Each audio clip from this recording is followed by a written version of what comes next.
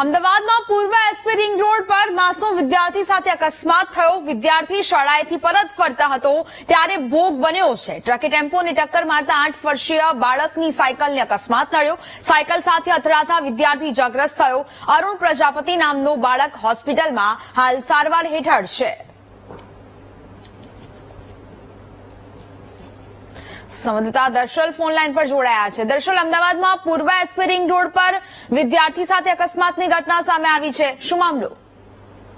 જે પ્રકારે આ ઘટના બની છે, પૂર્વ એસપી રિંગ રોડ ઉપર સવારે 5 કલાકની અંદર 2 બનાવ છે, જેમાં આ એક બનાવ કે જ્યાં વચ્ચે એસપી રિંગ રોડ પરથી આજે બાળક સાયકલ લઈને જે છે પોતાના ઘરે જઈ રહ્યો હતો શાળાએથી, અને તે સમય દરમિયાન એસપી રિંગ રોડ ઉપર એક ટ્રક ચાલકે એક ટેમ્પોને અડફેટે લીધી ને તે ટેમ્પોના અડફેટ આ સાયકલ સવાર વિદ્યાર્થી આવતા જે એસપી રિંગ રોડ હાઈવે છે તેની સાઈડના ભાગમાં જેને પડે છે અને તેને ઈજા થાય છે। સ્થાનિકો એકઠા થઈને આ વિદ્યાર્થીને સારવાર માટે મોકલી આપે છે।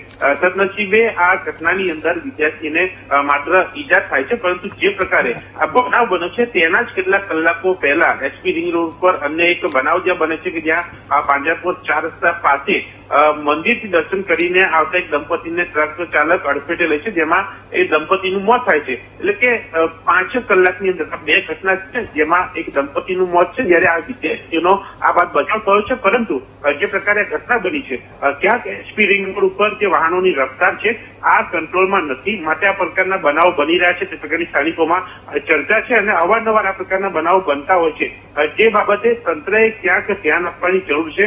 જે પ્રકારે એસડીઆરની વાત હોય કે પછી સિટીની અંદરના વિસ્તારની વાત હોય ત્યાં ધ્યાન અપાય છે, તે પ્રકારે એસપી રિંગ રોડ ઉપર જો ધ્યાન અપાય તો આ અકસ્માતોની સંખ્યાને ઘટાડી શકાય તેવું પણ લોકોનું માનવું છે।